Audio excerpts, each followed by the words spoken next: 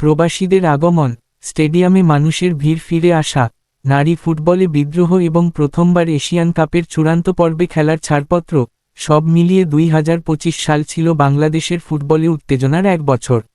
নাটক আর নতুন সম্ভাবনা, ফুটবলপ্রেমী মানুষের হৃদয় ছড়িয়েছে নতুন উদ্দীপনা। হামজা চৌধুরীর পথ ধরে ফাহামিদুল ইসলাম, শমিত সোম, জায়ান আহমেদের আশা জাতীয় দলে নতুন শক্তি যোগ করেছে। ইংল্যান্ডের ফুটবলে খেলা হামজা বাংলাদেশের জার্সিতে 7 ম্যাচে 4 গোল করেছেন। তাকে ঘিরে তৈরি হয়েছে উন্মাদনা। কানাডার জাতীয় দলে খেলা শমিত সোম ও ইতালিতে বেড়ে ওঠা ফাহামিদুল ইসলামের আগমনও সাড়া ফেলেছে। তবে ৪৫ বছর পর এশিয়ান কাপের চূড়ান্ত পর্বে ওঠার স্বপ্ন দেখিয়েও ব্যর্থ হয়েছে জাতীয় দল। এশিয়ান কাপ বাছাইয়ে প্রথম 4 ম্যাচে 2 ড্র ও 2 হার বাংলাদেশের।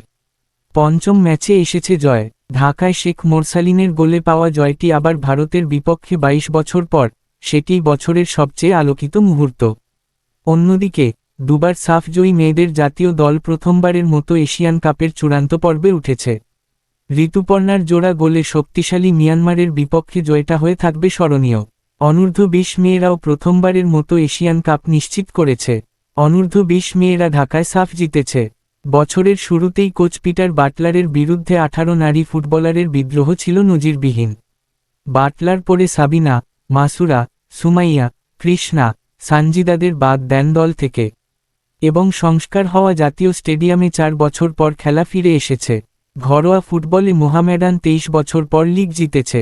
শীর্ষ লিগের শিরোপার হাতবদল হলেও ঘরোয়া ফুটবলে আসেনি গুণগত কোনো পরিবর্তন। তৃণমূল ফুটবল বরাবরের মতোই রয়ে গেছে উপেক্ষিত। বাংলাদেশ ফুটবলে আপনাদের কোন কোন পরিবর্তন চোখে পড়েছে কমেন্ট করে আমাদের জানান। ধন্যবাদ ভিডিওটা শেষ পর্যন্ত দেখার জন্য। লাইক, কমেন্ট আর শেয়ার করতে ভুলবেন না। সাবস্ক্রাইব করে আমাদের সাথে থাকুন। কেমন লাগলো জানাবেন নিচে। আগামী ভিডিওতে আবার দেখা হবে, ইনশাআল্লাহ।